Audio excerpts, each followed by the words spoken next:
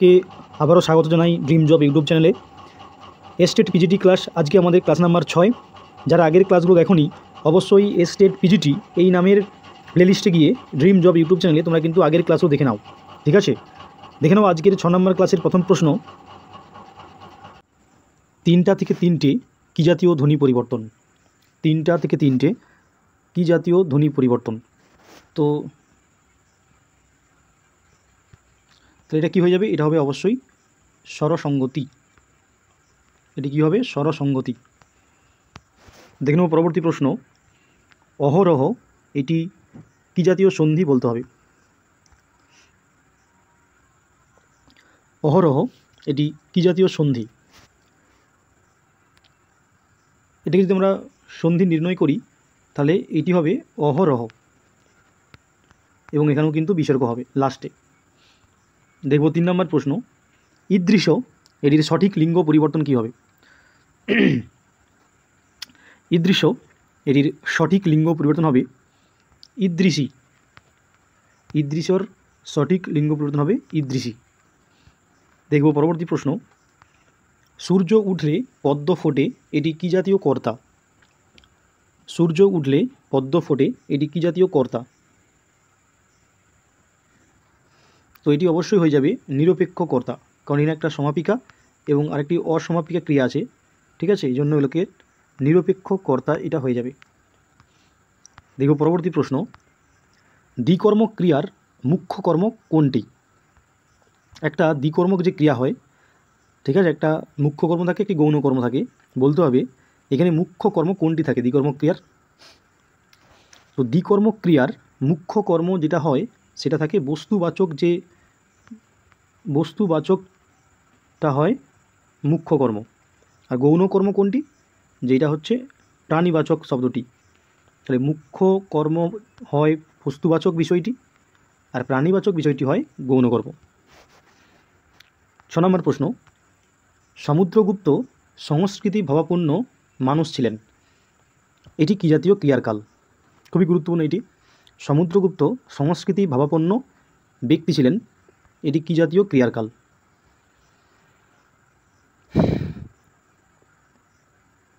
তাহলে এটি হয়ে যাবে অবশ্যই বর্তমান, তো অবশ্যই হবে। আর কী জাতীয় বর্তমান? না ঐতিহাসিক বর্তমান। ঐতিহাসিক বর্তমান। দেখে নেব পরবর্তী প্রশ্ন, জালে পড়া এটি কী জাতীয় সমাস? জালে পড়া এটি কী জাতীয় সমাস? তো এটি অবশ্যই হয়ে যাবে, এখানে দেখো লোপ হচ্ছে না, বিভক্তির লোপ হচ্ছে না, তাই এটি হয়ে যাবে অলোপ সমাস। এটি হয়ে যাবে অলোপ সমাস। পরবর্তী প্রশ্ন, পরিব্রাজকের ভিক্ষাকে কি বলা হয়? এক কথায় প্রকাশ, পরিব্রাজকের ভিক্ষাকে কি বলা হয়? পরিব্রাজকের ভিক্ষাকে কি বলা হয়?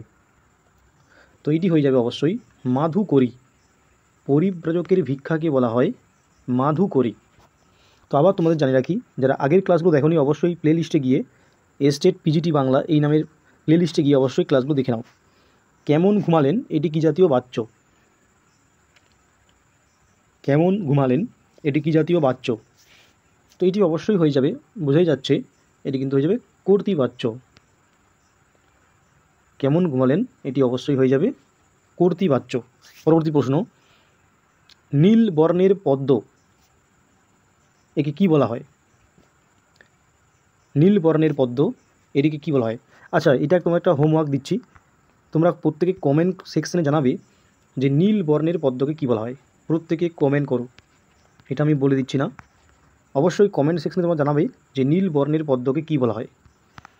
পরবর্তী প্রশ্ন, যে গাঙ্গেয় কি জাতীয় প্রত্যয়? গাঙ্গেয় কি জাতীয় প্রত্যয়? পরবর্তী প্রশ্ন, দেখো গাঙ্গেয় যদি প্রত্যয় নির্ণয় করি কী হবে? গঙ্গা যোগ স্নেহ, অর্থাৎ এখানে গঙ্গা কি একটা শব্দ, তাই না? তো শব্দযোগে কি হয়? সাধারণত তদ্ধিত প্রত্যয় হয়। তাহলে গাঙ্গেয় এটি তদ্ধিত প্রত্যয়ের উদাহরণ। কৃত প্রত্যয় কোন ক্ষেত্রে হয়? প্রথমে সেটা ধাতু থাকে। দেখে নেব 12 নম্বর প্রশ্ন,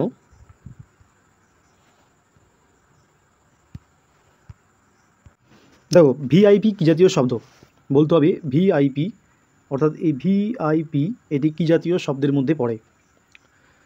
তাহলে এগুলোকে আমরা কি বলি? যে মুন্ডমাল শব্দ, তাই না? ভিআইপি এটি মুন্ডমাল শব্দ। পরবর্তী প্রশ্ন,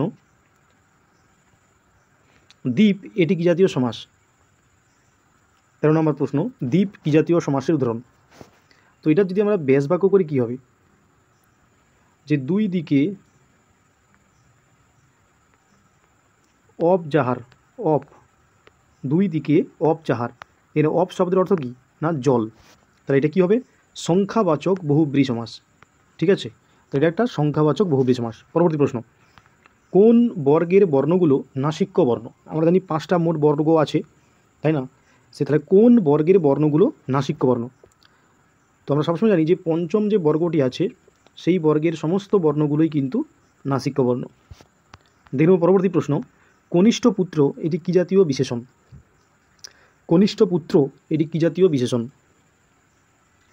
তাহলে এটা অবশ্যই হয়ে যাবে পূরণবাচক বিশেষণ।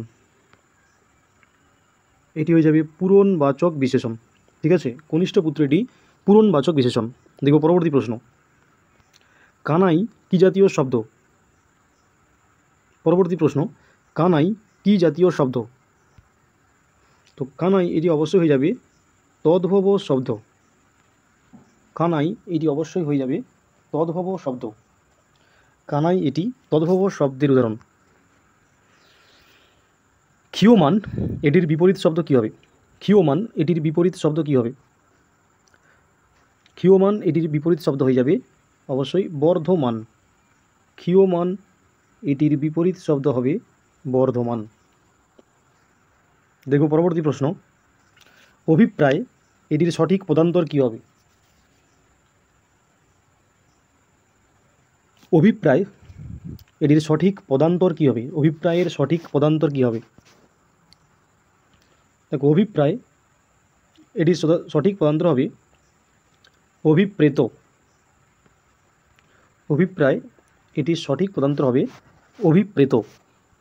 দেখুন 19 নম্বর প্রশ্ন, কালিদাসীয় কাব্যরীতি এটি কী জাতীয় বিশেষণ? কালিদাসীয় কাব্যরীতি এটি কী জাতীয় বিশেষণ? তো এটি অবশ্যই হয়ে যাবে সংজ্ঞাবাচক বিশেষণ। এটি অবশ্যই হয়ে যাবে সংজ্ঞাবাচক, কারণ এখানে কালিদাস একটি সংজ্ঞাবাচক বিশেষ্য, তার সঙ্গে ইয় প্রত্যয়, তাই এটা হয়ে যাবে সংজ্ঞাবাচক বিশেষণ। দেখব আজ ক্লাসের শেষ প্রশ্ন, আক্কেল গুড়ুম এটির প্রকৃত অর্থ কী? আক্কেল গুড়ুম এটির সঠিক অর্থ কী? আক্কেল গুড়ুম এটির প্রকৃত অর্থ হিসেবে হটকারিতা বা হটবুদ্ধি। ঠিক আছে, হতবুদ্ধি হওয়া। ঠিক আছে, আক্কেল গুড়ুমের প্রকৃত অর্থ। তো এই ছিল 20টা স্টেট থেকে বাংলা প্রশ্ন। তোমরা অবশ্যই প্রিভিয়াস যে ক্লাসগুলো অবশ্যই দেখে নাও প্লেলিস্টে গিয়ে, এবং নতুন বন্ধু হলে অবশ্যই ড্রিম জব ইউটিউব চ্যানেলটা লাইক, কমেন্ট, শেয়ার এবং সাবস্ক্রাইব করতে ভুলবে না। প্রত্যেককে অসংখ্য ধন্যবাদ।